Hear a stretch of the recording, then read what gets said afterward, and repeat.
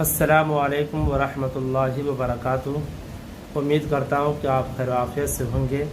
یکساں civil code سے متعلق ایک بیان ہے جو مولانا بیان فرما رہے ہیں، آپ اسے غور سے سنیے کہ یکساں سول کوڈ کیا ہوتا ہے۔ اب ایک دوسری بات، وہ آج کل کا بڑا مسئلہ ہے، اس پر بھی چند باتیں عرض کر دیتے ہیں۔ اخبار میں، الیکٹرانک میڈیا میں، سوشل میڈیا پر ایک بات بہت گشت کر رہی ہے کہ سرکار یونیفارم سول کوڈ کی بات کر رہی ہے۔ یونیفارم سول کوڈ یہ کیا چیز ہے بھائی؟ مسلمان کے بہت بڑے طبقے میں ایک پریشانی اور ہیجان لوگوں نے پیدا کر دیا کہ ہے کیا ہوگا، کیسے ہوگا؟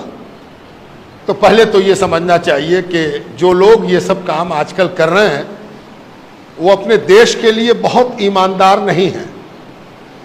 بڑی ایمانداری اور سچائی کے ساتھ یہ کام نہیں ہو رہا ہے۔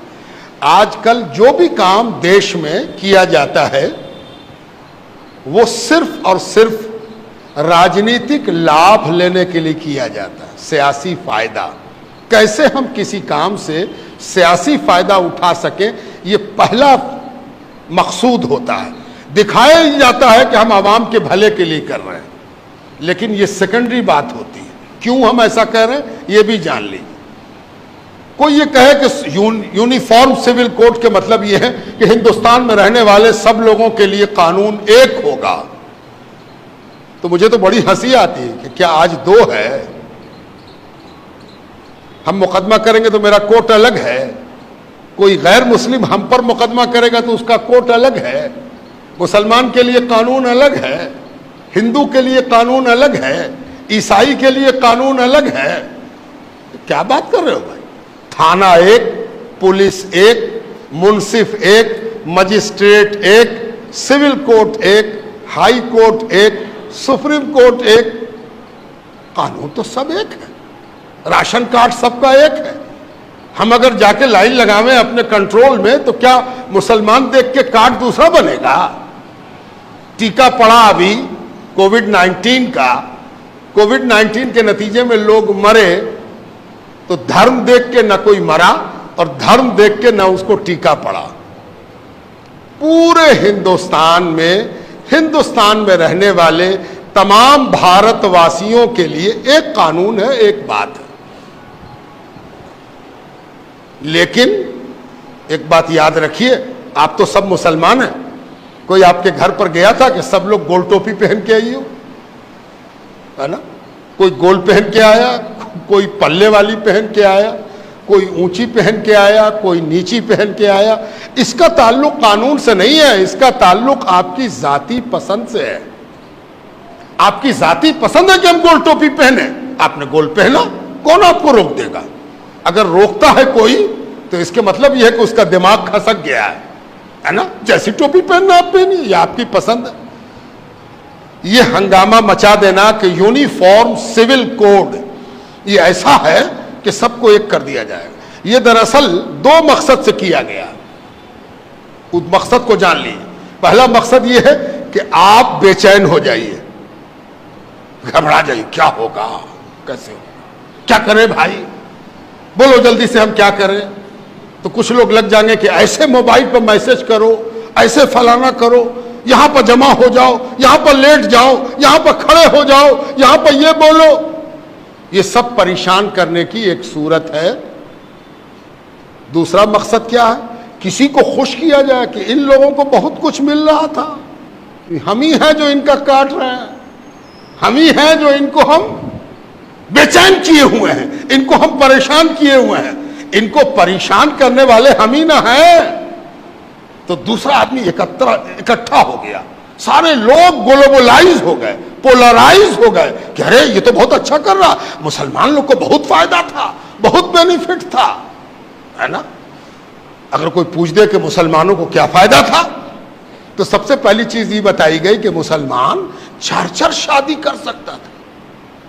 4 شادی، جانتے ہو مسلمان 4 شادی الاؤ ہے، اس کو 4 شادی کرے گا، ہے نا؟ یہ ایک ہوا بنائی گئی، یہ ایک ماحول بنایا گیا، ہے نا؟ اور اس ماحول میں کبھی بھی سچائی سے واسطہ نہیں پڑا کہ یہاں پر ہزاروں مسلمان جمع ہیں. ذرا پوچھ تو دیجئے کہ کتنے آدمی نے 4 شادی کیا ہے, کتنے نے 2 شادی کیا ہے.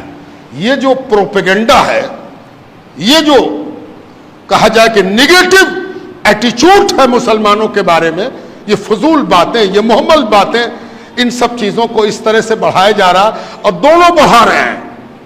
قانون لانے والا کہہ رہا ہے کہ ہم 4 شادی تو کرے نہیں دیں گے, اور ادھر سے بھی ایک گروپ کھڑا ہوگا کہ نہیں کہے کرے دو گے ہم کو, یہ تو میرا حق ہے, ہم کر کے رہیں گے. آپ بڑے بیدار مغز, سمجھدار, جانکار لوگ ہیں. ہم آپ کو بڑی سنجیدگی کے ساتھ یہ باتیں سمجھا رہے ہیں. یہ ایک بات یاد رکھیے اور بات ختم, وقت نہیں ہے, وقت زیادہ ہوا چاہتا, گرمی بھی شدید ہے, اللہ تعالیٰ مہربانی فرمائے. ایک چیز ہمیشہ یاد رکھیے کہ جب بھی کسی چیز پر آپ ریئیکٹ کرتے ہیں, رد عمل آپ کا آتا ہے, کسی عمل کے نتیجے میں آپ رد عمل کرتے ہیں, کسی ایکشن کے نتیجے میں آپ اپنا ایکشن دکھاتے ہیں, ہے نا, تو ہمیشہ اس بات کا خیال رکھیے کہ اس کے پروگرام کا حصہ مت بنیے. جو وہ چاہتا ہے وہ مقام مت کیجیے. اس نے کچھ سوچ کے ایکشن لیا ہے, اس نے کچھ سوچ کے ہی فتنہ چھوڑا ہے, اس نے کچھ سوچ کے فلیتا لگایا ہے. کہیں ایسا نہ ہو کہ وہ جو سوچ کے کام کیا ہے اسی کام میں ہم لگ جائیں اور وہ ہنس کے کہے ہم تو جانتے تھے کہ یہ ہوگا, ہے نا, ہم تو جانتے تھے کہ یہ ہوگا, سارا مسلمان پریشان ہے نا. لا کمیشن, کانسٹیٹیوشن, ہندوستان کا آئین کیا کہتا ہے؟ ہندوستان کے آئین کا ایک آرٹیکل ہے 44 آرٹیکل. وقت نہیں, ورنہ میں تو تفصیل میں جا کے آپ کو سناتا اور سمجھاتا بات کو. 44 آرٹیکل میں ہمارے آئین میں, ہمارا سمویدھان, اس میں ایک بات کہی گئی ہے کہ اس ملک کے رہنے والوں کے لیے ایک جیسا قانون ہوگا, ایک جیسا قانون ہونا چاہیے. بڑی اچھی بات ہے, اس سے کون انکار کرتا ہے؟ مسئلہ بات سے پیدا نہیں ہوتا, بات کے انٹرپریٹیشن سے پیدا ہوتا ہے.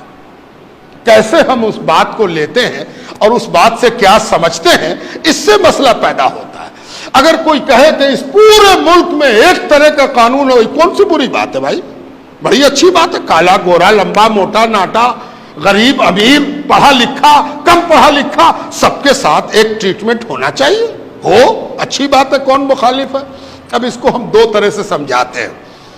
ایک مثال یہ ہے کہ اس کو ایک آدمی کہے کہ بھائی سب کے لیے تو ایک قانون ہونا چاہیے, تو آپ ہی کالر والا کرتا پہنا, یہ بغیر کالر کا پہنے ہوئے, یہ نہیں ہوگا. یا تو سب آدمی کالر والا پہنے یا سب آدمی بغیر کالر کا پہنے. اگر یہ مقصد ہے تو قانون بنانے والے سمجھنے میں تم سب سے بڑے بے وقوف ہو. تم کو یہ بات ہی سمجھ میں نہیں آئی کہ قانون بنانے والا کیا کہہ رہا ہے. قانون بنانے والے نے کیا کہا یہ تم کو سمجھ ہی میں نہیں آیا.